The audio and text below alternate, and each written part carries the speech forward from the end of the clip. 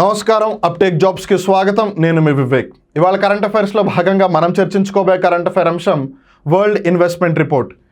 Investment ఈ పేరు వినగానే సగం మంది కరెంట్ అఫైర్ నుంచి బయటికి వెళ్ళిపోతారు. But before doing that let me tell you one very important thing.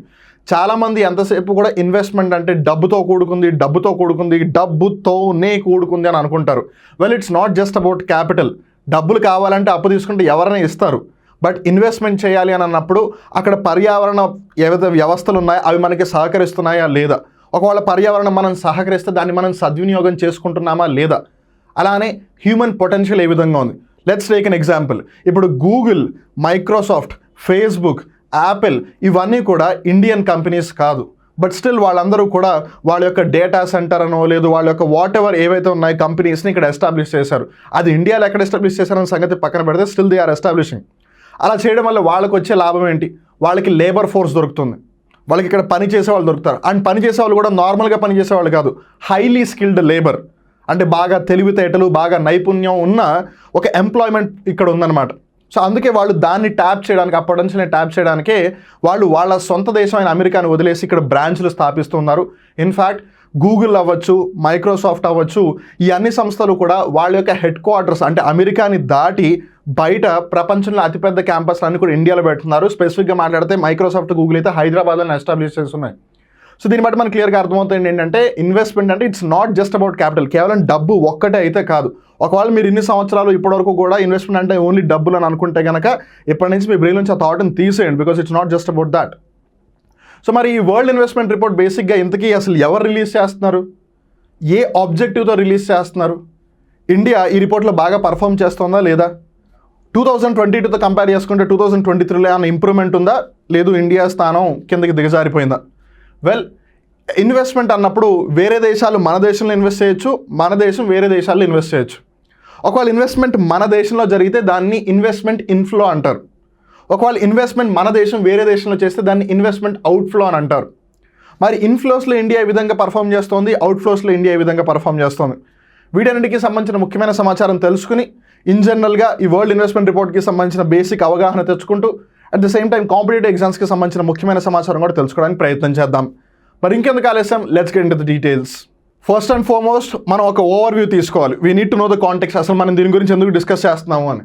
Recently, the World Investment Report 2024 was published by the UN Conference on Trade and Development, UNCTAD. కొంతమంది దీన్ని UNCTAD అని పిలుస్తూ ఉంటారు ముద్దుగా. But ఏది ఏమైనా సరే United nations conference on trade and development, వ్యాపారం, వాణిజ్యం మరియు అభివృద్ధి, ఈ అంశాలకి సంబంధించి అంతర్జాతీయ స్థాయిలో ఏదన్నా అత్యున్నత సంస్థ ఉందా అని అంటే ఇట్ ఈస్ దిస్. ఇది ఐక్యరాజ్య సమితికి సంబంధించిన ఒక స్పెషల్ ఆర్గన్ అని చెప్పాలి.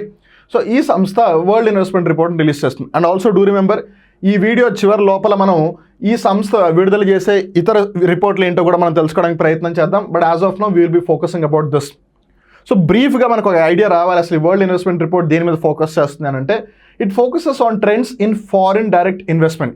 ఫారిన్ డైరెక్ట్ ఇన్వెస్ట్మెంట్ని ఇన్ షార్ట్ FDI అంటారు. మీలో చాలామంది స్టాక్ మార్కెట్లో ఇన్వెస్ట్ చేసే వాళ్ళు ఉన్నా, లేదు మ్యూచువల్ ఫండ్స్లో ఒకవేళ ఎప్పుడైనా అలా చూస్తూ ఉన్నా, లేదు వార్తల్లో వింటూ ఉన్నా, లేదు వార్తాపత్రికలు చదువుతూ ఉన్నా, ఎస్పెషల్లీ ఎక్కడో అక్కడ మీరు ఖచ్చితంగా ఈ FDI అనే పదం వింటూనే ఉండుంటారు. FDI అంటే ఫారిన్ డైరెక్ట్ ఇన్వెస్ట్మెంట్, అంటే విదేశీ ప్రత్యక్ష పెట్టుబడులు. వేరే దేశం వాళ్ళు మన దేశంలో ఇన్వెస్ట్ చేస్తే నేరుగా దాన్ని FDI అంటారు. ఒకవేళ సంస్థలు ఇన్వెస్ట్ చేస్తే అప్పుడు దాన్ని ఫారిన్ ఇన్స్టిట్యూషనల్ ఇన్వెస్ట్మెంట్, FII అంటారు. సో ఒక కంట్రీలో FDIs ఎక్కువగా జరిగితే ఆ కంట్రీ అభివృద్ధి చెందడానికి అవకాశాలు చాలా ఎక్కువగా ఉంటాయి. At the very same time ఆ దేశం అభివృద్ధి చెందడానికి అవకాశంగా పరిగణిస్తున్న దేశాలు కూడా చాలా ఎక్కువగా ఉంటాయి. ఫర్ ఎగ్జాంపుల్ ఇప్పుడు ఇండియాని అందరూ కూడా డెవలపింగ్ కంట్రీ, అలానే growing economy, super fast growing economy ఇలా వివిధ పేర్లతో పిలుస్తున్నారు. అండ్ మీరు ఎక్కడ జాగ్రత్త గమనించినా సరే మెజారిటీ ఆఫ్ ద కంట్రీస్ అన్ని కూడా ఇండియాకు వచ్చి ఇన్వెస్ట్ చేయాలని అనుకుంటున్నాయి. దానికి one of the major reason ఏంటి? ఇండియా యొక్క జనాభా. ఇండియాలో పాపులేషన్ ఎక్కువ ఉంది కాబట్టి ఏదన్నా ఒక ప్రోడక్ట్ని తీసుకువచ్చినా, ఏదన్నా ఒక సర్వీస్ని తీసుకొచ్చినా ఇక్కడ ఉపయోగించే వాళ్ళ సంఖ్య చాలా ఎక్కువగా ఉంటుంది. 140కి పైగా కోట్ల జనాభా, 140 కోట్లకు పైగా జనాభా ఉంది. సో వాళ్ళ ప్రొడక్ట్కి పెద్ద మార్కెట్ ఏదన్నా ఉందా అంటే అది ఇండియా. అది గూడ్స్ పరంగా అవచ్చు, సర్వీస్ పరంగా అవచ్చు. At the very same time population ఎక్కువగా ఉంది, సో హైలీ స్కిల్డ్ లేబర్ కూడా ఎక్కువగానే ఉంది, అండ్ ఇన్ జనరల్ లేబర్ కూడా చాలా ఎక్కువగానే ఉంది. సో వాళ్ళకి ఏ విధంగా కావాలి అని అన్నా హైలీ స్కిల్డ్ లేబర్ తగ్గుతారు, అట్ ద సేమ్ టైం వాళ్ళకి ఇన్ జనరల్ లేబర్ కూడా తగ్గుతారు. అండ్ అన్ఫార్చునేట్లీ దురదృష్టవశాత్తు మన ఇండియాలో లేబర్ లాస్ అంత స్ట్రిక్ట్గా ఏమీ లేవు. సో ఒక గంట పని చేస్తే ఖచ్చితంగా ఇంత ఇచ్చి తీరాలని రూల్స్ ఏం లేవు కదా అమెరికా అటువైపు ఉన్నట్టుగా. అలాంటప్పుడు ఏమవుతుంది, వాళ్ళకి ఇక్కడ తెలివిగల వాళ్ళు తక్కువ ప్రైస్కి వచ్చేస్తారు పని చేసేవాళ్ళు. సో అందుకని కావాలని కొన్ని సంస్థలు ఇండియా లాంటి కంట్రీస్లో ఇన్వెస్ట్ చేస్తాయి. సో ఏది ఏమైనా సరే still and FDI happening with in the country in any which country, but in this case మన ఇండియా గురించి మాట్లాడుతాం కాబట్టి ఇండియాలో ఎఫ్డిఐస్ అనేది రావడం చాలా మంచి విషయం. ఎందుకంటే ఒకటి, ఇక్కడ ఉన్న వాళ్ళకి ఉద్యోగ అవకాశాలు లభిస్తాయి. At the very same time ఇప్పుడు ఒక కంపెనీ వచ్చింది అని అంటే దానికి అసోసియేట్ అయిన కంపెనీలు కూడా వచ్చే అవకాశం ఉంటుంది. At the very same time దానికి కాంపిటీటర్ కూడా వచ్చే అవకాశం ఉంటుంది. దానివల్ల ఒక చైన్ ఆఫ్ ఈకో సిస్టమ్ ఇక్కడ డెవలప్ అవుతుంది. At the very same time మన మార్కెట్ ఏదైతే ఇంటర్నేషనల్ మార్కెట్, ప్రపంచ మార్కెట్లు ఉంటే దాంట్లో ఒక ముఖ్యమైన పాత్ర పోషించే అవకాశం ఉంటుంది. జస్ట్ టేక్ అన్ ఎగ్జాంపుల్, ఇప్పుడు ఐఫోన్స్ ఉన్నాయి. ఐఫోన్లు ఇప్పుడంటే ఇండియాలో మ్యానుఫ్యాక్చర్ అవుతున్నాయి, కానీ ఒక పాయింట్ ఆఫ్ టైం వరకు అసలు ఐఫోన్లు ఇండియాలో మ్యానుఫ్యాక్చర్ అయ్యేవి కాదు. ప్రతి ఐఫోన్ కూడా చైనాలోనే మ్యానుఫ్యాక్చర్ అయ్యేది. మీరు జాగ్రత్తగా అబ్జర్వ్ చేస్తే యాపిల్ అమెరికాకి చెందిన సంస్థ, కానీ యాపిల్కి తెలుసు మనం ఎక్కువగా లాభాలు తెచ్చుకోవాలి అని అంటే మనం ఫోన్ని చాలా తక్కువకి తయారు చేయాలని, అంతే కదా. That's what profit is all about. Me selling price ఎక్కువగా ఉండాలి, కాస్ట్ ప్రైస్ తక్కువగా ఉండాలి, రైట్. సో యాపిల్ సంస్థకి ఆ విషయం బాగా తెలుసు. అందుకని వాళ్ళు ఏం చేశారు, మ్యానుఫ్యాక్చరింగ్ ఆఫ్ ద ఐఫోన్ మొత్తం కూడా చైనాలో చేసేసారు. చైనాలోనే మ్యానుఫ్యాక్చర్ చేస్తారు, చైనాలోనే అసెంబ్లీ చేస్తారు. అక్కడి నుంచి మిగిలిన దేశాలకు వెళ్ళిపోతాయి. అక్కడ డిమాండ్ ఎలా ఉంది అనే దాన్ని బట్టి వాళ్ళు అక్కడ హై ప్రైస్కి అమ్మేస్తారు. సో ఇప్పుడు చైనాలో మ్యానుఫ్యాక్చరింగ్ ఇండస్ట్రీ ఉంది కాబట్టి అక్కడ ఉన్న ప్రజలకు ఒక విధంగా ఎంప్లాయ్మెంట్ దక్కుతుంది. At the very same time వీళ్ళు తక్కువకి అక్కడ తయారు చేసేసి బయట ఎక్కువ ప్రైసెస్కి అమ్ముతున్నారు కాబట్టి అక్కడ అమెరికాలో ఉన్న కంపెనీ లాభపడుతుంది. అండ్ ఆబ్వియస్గా అక్కడ పనిచేసే వాళ్ళు కూడా ఒక విధంగా డెవలప్మెంట్ అనేది జరుగుతుంది. ఇప్పుడు ఆబ్వియస్లీ ఇప్పుడు ఇండియాలో కూడా వస్తున్నారు కాబట్టి ఇప్పుడు ఇండియాలో కూడా ఒక విధంగా దాంట్లో ఒక కొంచెం భాగం అనేది డెవలప్మెంట్ జరుగుతుంటుంది అనమాట. So always try to think in the larger picture at the regional and country levels and emerging measures to improve its contribution to development. అభివృద్ధికి ఏదైతే సహకారం అందించబడుతుందో దానికి సంబంధించి ప్రాంతీయ పరంగా దేశాల స్థాయిలో at the very same time ఏవైతే అంశాలను కొత్త ఇప్పుడు ఫర్ ఎగ్జాంపుల్ 1990, 1985 ఆ పర్టికులర్ పాయింట్ ఆఫ్ టైం వరకు సస్టైనబుల్ డెవలప్మెంట్ అనేది పెద్దగా ఎవరు కన్సిడర్ చేయలేదు. సుస్థిరాభివృద్ధి అంటే అలా వదిలేశారు. కానీ 1980s నుంచి 1990s నుంచి 2000 తర్వాత మరీ ముఖ్యంగా సస్టైనబుల్ డెవలప్మెంట్ మీద ఫోకస్ చాలా ఎక్కువగా పెడుతున్నారు. ఇంకా 2010s and 20s నుంచి అయితే మరీ ఎక్కువగా పెడుతున్నారు. వై? బికాస్ 2015లో సస్టైనబుల్ డెవలప్మెంటల్ గోల్స్ వచ్చేసింది, 2030 కల్లా రీచ్ అవ్వాలి అని చెప్పి. సో అట్లా దాని మీద ఫోకస్ ఇప్పుడు ఎక్కువగా పెడుతున్నారు. సో అట్లా ఏమైనా కొత్తగా వచ్చినా వాటిని కూడా దృష్టిలో పెట్టుకుని దేశాల వారీగా at the very same time ప్రాంతాల వారికి, ఇప్పుడు ఫర్ ఎగ్జాంపుల్ మనం ఆసియా ఖండం, ఏషియా కాంటినెంట్ని తీసుకున్నాం. ఇప్పుడు ఏషియా మొత్తం ఒక దేశం అయితే కాదు కదా. ఏషియాలో నార్త్ ఏషియా ఉంది, east Asia. Of course north Asia అంటే మొత్తం రష్యానే వచ్చేస్తుంది మెజారిటీ, లేదు కొంచెం మంగోలియా కూడా రావచ్చు. బట్ ఇన్ జనరల్గా రష్యా, అలానే ఈస్ట్ ఏషియా, ఇటు జపాను, కొరియా ఆ దేశాలు, తర్వాత సౌత్ ఏషియా, ఇండియా, శ్రీలంక ఇవన్నీ, బంగ్లాదేశ్, భూటాన్ ఇవన్నీ, అలానే వెస్ట్ ఏషియా, సౌదీ అరేబియా అవన్నీ, మళ్ళీ south east Asia, Indonesia, Malaysia ఇవన్నీ, అలానే central Asia, Tajikistan, Kyrgyzstan, Kazakhstan అవన్నీ. సో ఇక్కడ మనం జాగ్రత్తగా గమనిస్తే ఒక ఏషియాలోని ఇన్ని ప్రాంతాలు ఉన్నాయి కదా. సో అన్ని ప్రాంతాలు కూడా ఒకటేలా డెవలప్ అవ్వాలని లేదు కదా. అన్ని ప్రాంతాలు కూడా వనరులు సమానంగా ఉండవు కదా. అలాంటప్పుడు ఏ కంపెనీకి ఎక్కడ లాభం ఉంది, లేదు ఏ దేశానికి ఎక్కడ లాభం ఉందంటే వాళ్ళు తీసుకెళ్ళి డబ్బులు అక్కడే ఇన్వెస్ట్ చేస్తారు కదా. సో ఆ విధంగా ప్రాంతీయ పరంగా దేశాల వారిగా కూడా కన్సిడర్ చేస్తారు ఈ రిపోర్ట్ని. నేను ఇందాక ఒక మాట అన్నాను వీడియో బిగినింగ్లో, ఇన్వెస్ట్మెంట్ అంటే చాలామంది అంతసేపు డబ్బులు అని అనుకుంటారు, కానీ investment is not just about the capital which is being infused. Rather there are so many other aspects which are related to it. ఇక్కడ మనం జాగ్రత్తగా గమనిస్తే ఈ UNCTAD ఏదైతే ఉందో, United Nations trade and development, దానికి సంబంధించి సెక్రటరీ జనరల్ రెబేకా గ్రిన్స్పాన్ కూడా ఎగ్జాక్ట్లీ అదే అంశం గురించి ప్రస్తావిస్తున్నారు. Investment is not just about capital flows, అంటే ఎక్కడి నుంచి ఎక్కడికి డబ్బులు వస్తున్నాయి, ఎక్కడి నుంచి ఎక్కడికి డబ్బులు వెళ్తున్నాయి, అది ఇన్ఫ్లోనా అవుట్ఫ్లోనా అన్నది ఒక్కటే పాయింట్ కాదు. It is about human potential, మానవుడు ఏం సాధించగలడు, మానవుడు ఏం చేయగలడు అని. ఇప్పుడు ఇండియాలో హైలీ స్కిల్డ్ లేబర్ ఉంది, తెలివితేటలు నైపుణ్యాలు ఉన్న జనాభా చాలా ఎక్కువగా ఉన్నారు, యువత ఎక్కువగా ఉన్నారు. కానీ వాళ్ళకి అవకాశాలు ఇవ్వకపోతే it will be a waste of potential. కానీ వేరే దేశంలో ఉన్న ఒక కంపెనీ వాళ్ళు ఇక్కడ వచ్చి వాళ్ళ యొక్క బ్రాంచ్ని కానీ ఓపెన్ చేస్తే కనుక ఎంతోమందికి ఉపాధి లభిస్తుంది, అట్ ద సేమ్ టైం వాళ్ళ కుటుంబాలు బాగుంటాయి, అలానే దాని యొక్క ఫైనాన్షియల్ బెనిఫిట్స్ కూడా ఇక్కడే ఎమర్జ్ అవుతాయి అన్నమాట. సో అట్లా హ్యూమన్ పొటెన్షియల్ ఉంటుంది, ఎన్వైర్మెంటల్ స్టీవర్డ్షిప్ ఉంటుంది, and obviously the enduring pursuit of a more equitable and sustainable world. ఇప్పుడు ఫర్ ఎగ్జాంపుల్ USA ఒకటే డెవలప్డ్ కంట్రీ అని అనుకుందాం. ప్రపంచంలో ఉన్న వాళ్ళందరూ కూడా USAకి అయితే వెళ్ళి పని చేయలేరు కదా. ఎండ్ ఆఫ్ ద డే వాళ్ళ దేశంలోనే ఉంటారు, బికాస్ USA కూడా అందరినీ రానివ్వదు లోపలికి ఆబ్వియస్గా, రైట్. సో ఇప్పుడు USA ఒకటే డెవలప్ అయితే మిగిలిన ప్రపంచం మొత్తం డెవలప్ కాదు, సింపుల్ ఫ్యాక్ట్. కానీ ఇప్పుడు USA కూడా ఒకవేళ ఇండియాలో ఇన్వెస్ట్ చేసి ఇండియాలో డెవలప్మెంట్ సాధించగలిగితే ఒక విధంగా USA కూడా డెవలప్ అయినట్టే కదా. ఫర్ ఎగ్జాంపుల్ యాపిల్ కానీ మైక్రోసాఫ్ట్ కానీ వాళ్ళ లాభం లేకుండా అయితే వాళ్ళ కంపెనీలను ఇక్కడైతే ఎస్టాబ్లిష్ చేయరు కదా. Because I already told you the example of Apple. వాళ్ళు చైనాలో ఫోన్లను తక్కువ ధరకి తయారు చేసేసి ఇప్పటి వరకు వాళ్ళు ప్రపంచవ్యాప్తంగా అమ్మేసి డబ్బులు సంపాదించారు. And in fact it's one of the most valuable companies all over the world. ప్రపంచంలోనే టాప్ 5 మోస్ట్ వాల్యుబుల్ కంపెనీస్లో యాపిల్ కూడా ఒకటి.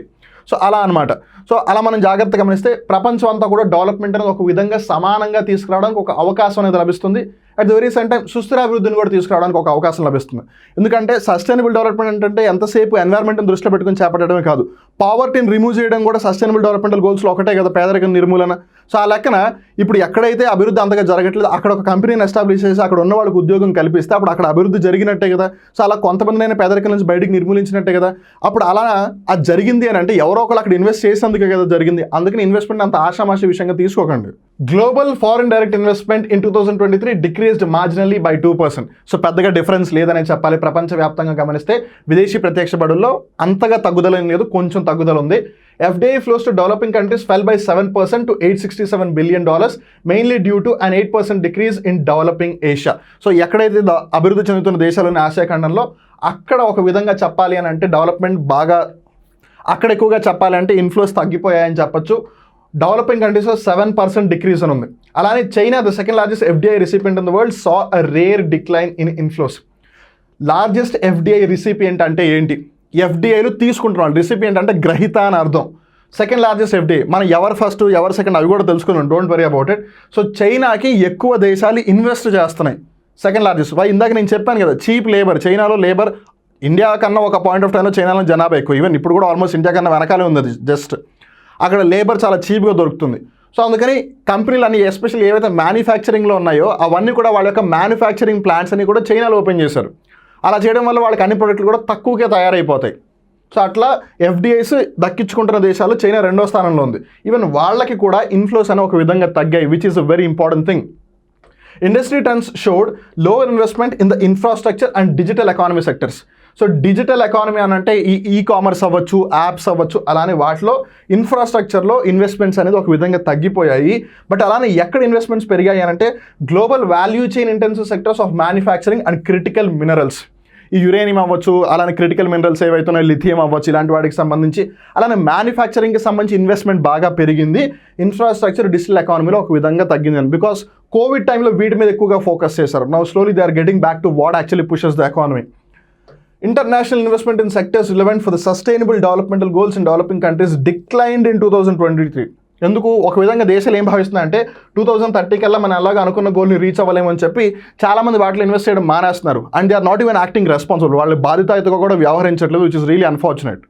అలానే ఇక్కడ మనం జాగ్రత్తగా గమనిస్తే 2 డిఫరెంట్ స్టైల్ ఆఫ్ గ్రాఫ్స్ ఉన్నాయి. ఈ ఫస్ట్ గ్రాఫ్ మనకి ఏం చెప్తోంది? FDI investments declined in most regions. India ఏ రీజన్లో ఉంది? సౌత్ ఏషియా రీజన్లో ఉంది. ఇక్కడ మనం జాగ్రత్తగా గమనిస్తే సౌత్ ఏషియా ఉందా? లేదు, బట్ ఏషియా ఉంది. ప్రపంచవ్యాప్తంగా గమనిస్తే 2% మార్జినల్ డిక్లైన్ ఉంది అని మనం చూసామా? ఇక్కడ ఏదైతే ఎల్లో కలర్ ఉందో అది 2022 చెప్తోంది, బ్లూ కలర్ 2023 చెప్తోంది. సో 2% అయితే డిక్లైన్ అయింది. అలానే అభివృద్ధి చెందిన దేశాల్లో ఇక్కడ మనం జాగ్రత్తగా గమనిస్తే 2023లో ఇంకా ఎక్కువగా ఇన్వెస్ట్ చేశారు. దాని అర్థం ఏంటి? అభివృద్ధి చెందిన దేశాల్లోనే ఇంకా నమ్మకం ఎక్కువగా ఉంచి అక్కడ ఎక్కువగా ఇన్వెస్ట్ చేస్తున్నారు.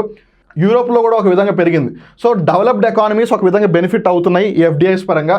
అలానే ఇక్కడ మనం జాగ్రత్తగా గమనిస్తే డెవలపింగ్ ఎకానమీస్ తగ్గిపోయింది. మనం ఇందాక తెలుసుకున్నాం, అభివృద్ధి చెందుతున్న దేశాల్లో ఇన్వెస్ట్ చేయడానికి ఎవరు పెద్దగా రెడీ అవ్వట్లేదు గడిచిన సంవత్సరం నుంచి. అలానే ఏషియా దగ్గరికి వచ్చేస్తే again there is a decrease. అలానే ఆసియా తర్వాత మనం జాగ్రత్తగా ఆఫ్రికాని గమనిస్తే అక్కడ కూడా డిక్రీజ్ ఉంది, -3%. లాటిన్ అమెరికా కరేబియన్లో -1%, నార్త్ అమెరికాలో -5%. So it is a clear indication that అభివృద్ధి చెందుతున్న ప్రాంతాలు ఎవరు ఇన్వెస్ట్ చేయడానికి రెడీ అవ్వట్లేదు ఫర్ వేరియస్ రీజన్స్. అలానే ఇక్కడ మనం జాగ్రత్తగా గమనిస్తే బై రీజియన్ అండ్ ఎకానమీ 1990 నుంచి 2023 దాకా FDI యొక్క ఇన్ఫ్లోస్ ఏ విధంగా ఉన్నాయని గమనిస్తే ఇక్కడ ఈ కింద చిన్న ఒక వైలెట్ లైన్ గమనిస్తే ఇక్కడ మీరు డిఫరెన్స్ చూడొచ్చు. ఆ వైలెట్ లైన్, పర్పుల్ లైన్ ఏదైతే ఉందో అది ఇండియాను సూచిస్తోంది, వెరాజ్ ఈ blue colour the world. So ప్రపంచంలో FDIs పెరుగుతున్నా ఇండియాలో పెద్దగా పెరగలేదు, పెరుగుతున్న ఇక్కడ కొంచెం గ్రోత్ అనేది కనిపిస్తుంది, ఇక్కడ కొంచెం మళ్ళీ డౌన్ అయిపోయింది. ఇక్కడ మనం జాగ్రత్తగా గమనిస్తే ఇండియాలో FDIs అనేవి ఆల్మోస్ట్ సేమ్గానే ఉంటున్నాయి తప్పితే వరల్డ్లో జరుగుతున్న సిగ్నిఫికెన్స్కి పెద్దగా రిలేటబుల్ అవ్వట్లేదు. నేను ఇందాక చెప్పాను చైనా సెకండ్ ప్లేస్లో ఉంది, ఫస్ట్ ప్లేస్లో ఏముంది, సెకండ్ థర్డ్ ప్లేస్లో ఏమున్నాయి, ఇవన్నీ తెలుసుకుందామని. So top 10 FDI recipient countries in the world in 2023. 2023వ సంవత్సరానికి సంబంధించి ప్రపంచంలో ఏ దేశాలు విదేశీ ప్రత్యక్ష పెట్టుబడులను ఎక్కువగా ఆకర్షించగలిగాయి లేదు ఎక్కువగా దక్కించుకున్నాయి అని గమనిస్తే కనుక మొదటి స్థానంలో USA ఉంది, 2వ స్థానంలో చైనా ఉంది, 3rd place Singapore, 4th Hong Kong, 5th Brazil, 6th Canada, 7th France, 8th Germany, 9th Mexico, 10th Spain. India వచ్చేసి 15th ప్లేస్లో ఉంది విత్ a $28 billion రెస్యూమెంట్ ఆఫ్ FDIs. సో ఇక్కడ మనం జాగ్రత్తగా గమనిస్తే ఒక అమెరికా చూడండి, $311 billion. $1 billion అంటేనే దగ్గరగా 8,500 కోట్లు. అంటే వాళ్ళు ఎంత విదేశీ ప్రత్యక్ష పెట్టుబడులన్నీ ఆకర్షించగలిగారో చూడండి. నేను ఆల్రెడీ చెప్పాను, డెవలప్డ్ కంట్రీస్లోనే ఇన్వెస్ట్ చేయడానికి ఎక్కువగా ట్రై చేస్తున్నాను. ఇక్కడ జాగ్రత్త గమనిస్తే ఒకసారి కెనడా ఉంది, ఫ్రాన్స్ ఉంది, జర్మనీ ఉంది, సింగపూర్ ఉంది, యూఎస్ఏ ఉంది. It is a clear indication already అభివృద్ధి అయిన దేశాలను ఇంకా ఇన్వెస్ట్ చేయడానికి జనాలు ఎక్కువగా ఇష్టపడుతున్నారు, లేదు దేశాలు ఎక్కువగా ఇష్టపడుతున్నాయని. మరి ఈ రిపోర్ట్ పరంగా స్పెసిఫిక్గా ఇండియాకి సంబంధించిన తెలుస్తున్న సమాచారం ఏంటి అని గమనిస్తే 2023లో $28 బిలియన్ వచ్చాయి కదా, మన ఇందాక చార్ట్లో కూడా చూసాం. 15th ప్లేస్లో ఉంది ఇండియా. అంతకుముందు సంవత్సరం 2022తో గమనిస్తే చూడండి $49 బిలియన్. 2022లో దగ్గర $50 బిలియన్ ఇన్వెస్ట్మెంట్ జరిగితే ఇండియాలో, దాని నెక్స్ట్ ఇయర్కి ఆల్మోస్ట్ సగానికి పడిపోయింది. India's position as the top recipient of the global FDI fell from 8th in 2022 to 15th. సో ఇప్పుడు ఏదైతే మనం టాప్ 10 చూసామో అలా 2022లో చూసినప్పుడు ఇండియా 8th ప్లేస్లో ఉంది, ఇప్పుడు 15th ప్లేస్లోకి వచ్చేసింది. India was rank the 4th largest recipient of FDI announcements in greenfield projects. అది 2022లో థర్డ్ నుంచి 4th వచ్చేసింది. India retain the second rank in the world for FDI in international project deals. So అంటే అంతకుముందు కూడా second ర్యాంక్లో ఉంది, దాన్ని రీటైన్ చేసుకోగలిగింది. As far as the FDI outflows are concern, India was ranked 20th in the world. So అంటే ఇండియాకి ఎంత FDIs వస్తున్నాయనే దాన్ని బట్టి ఇండియా యొక్క ర్యాంక్ 15, ఇన్ఫ్లోస్ పరంగా 15, వెరాజ్ అవుట్ఫ్లోస్ పరంగా ఎంత ఇండియా యొక్క ర్యాంక్ 20. ఈ రెండు మనం గుర్తుపెట్టుకోవాలి. ఇన్ఫ్లోస్ అంటే వేరే దేశాలు ఇండియాలో ఇన్వెస్ట్ చేసే అంశానికి సంబంధించి, అవుట్ఫ్లోస్ అంటే ఇండియా వేరే దేశాలు ఎంత ఇన్వెస్ట్ చేస్తున్న అంశానికి సంబంధించి. మనం బయట కూడా ఎక్కువగా ఇన్వెస్ట్ చేయట్లేదు, మన దగ్గర కూడా ఎవరు ఎక్కువ ఇన్వెస్ట్ చేయట్లేదు. అలానే నేను ఇందాక బిగినింగ్లో మీకు ఒకటి చెప్పాను, ఈ United nations conference on trade and development ఏదైతే ఉందో అది బేసిక్గా ఏ రిపోర్ట్లను రిలీజ్ చేస్తానని కూడా నేను మీకు లాస్ట్లో చెప్తాను అని. సో ఈ సంస్థ గురించి కొంచెం తెలుసుకుని తర్వాత ఏ రిపోర్ట్స్ రిలీజ్ చేస్తుందో చూద్దాం. It is UN's leading institution dealing with trade and development. ఇందాక చెప్పాను కదా బిగినింగ్లో, వ్యాపార వాణిజ్య అభివృద్ధి అంశాలకి సంబంధించి ప్రపంచ స్థాయిలోనే అత్యున్నత సంస్థ ఈ United nations conference on trade and development. It is a permanent inter governmental body established by the United nations general assembly in the year 1964. 1964 సంవత్సరంలో శాశ్వతంగా ఏర్పాటైన ఒక అంతర్ ప్రభుత్వ సంస్థ ఇది. Its objective is to assist developing countries, అభివృద్ధి చెందుతున్న దేశాలకి సహాయ సహకారాలు అందించడం, especially the least developed countries. ఏవైతే అభివృద్ధిని అంతగా నోచుకోలేకపోతున్నాయో ఆ దేశాలకి ఎక్కువగా ప్రాముఖ్యతనిస్తూ, అట్ ది సేమ్ టైం అభివృద్ధి చెందుతున్న దేశాలకి సహాయ సహకారాలను అందిస్తూ, and countries with economies in transition to integrate beneficially into the global economy. ఇప్పుడు మనం జాగ్రత్తగా గమనిస్తే ఎవరైతే 40 మార్కుల నుంచి 50-60 మార్కులు తెచ్చుకోగలుగుతున్నారో వాళ్ళకి మనం ఇంకొంచెం సహకారం అందిస్తే వాళ్ళు 80-90 మార్కులు కూడా తెచ్చుకుంటారు. ఎవరైతే ఆల్రెడీ 95-96 తెచ్చుకుంటున్నారో వాళ్ళు ఎవరు చెప్పినా చెప్పకపోయినా సరే 100 ఈజీగా తెచ్చుకునే అవకాశాలు ఉన్నాయి. So in the very same way ఎవరైతే డెవలప్ అవుతున్నారో, అస్సలు డెవలప్ అవ్వలేకపోతున్నారో వాళ్ళకి సహాయ సహకారాలు అందిస్తుంది ఈ UNCTAD.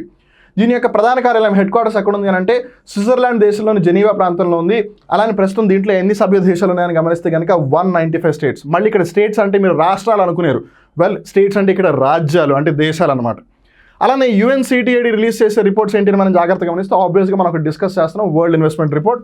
సో ఉంది ఒకటి, ట్రేడ్ అండ్ డెవలప్మెంట్ రిపోర్ట్, ఇక్కడ పేరులోనే ట్రేడ్ అండ్ డెవలప్మెంట్ ఉంది. So trade and development report, digital economy report, review of maritime transport, technology and innovation report, commodities and development report, least developed countries report. ఇక్కడ మనం జాగ్రత్తగా గమనిస్తే వీటన్నిటిలో the major, అన్నిటికంటే ముఖ్యమైన రిపోర్ట్లు ఏవి అంటే world investment, trade and development, అలానే లీస్ట్ డెవలప్డ్ కంట్రీస్ రిపోర్ట్. ఈ మిగిలినవన్నీ కూడా ఇంపార్టెంటే, బట్ ఆబ్వియస్గా అంత ప్రాముఖ్యత ఉన్నవి కాదు. సో ఇక్కడతో ఇవాళ కరెంట్ అఫేర్ ఎపిసోడ్ ముగుస్తుంది. తెలుసుకున్నారు కదా వరల్డ్ ఇన్వెస్ట్మెంట్ రిపోర్ట్కి సంబంధించి, అలానే UNCTADకి సంబంధించి. మళ్ళీ ఇంకో రోజు ఇంకో కొత్త కరెంట్ అఫేర్ ఎపిసోడ్లో కలుద్దాం. అప్పటి వరకు చూస్తూ ఉండండి అప్టేక్ జాబ్స్, మిమ్మల్ని మీరు అప్డేట్ చేసుకుంటూ ఉండండి. నేను మీ వివేక్. నమస్కారం.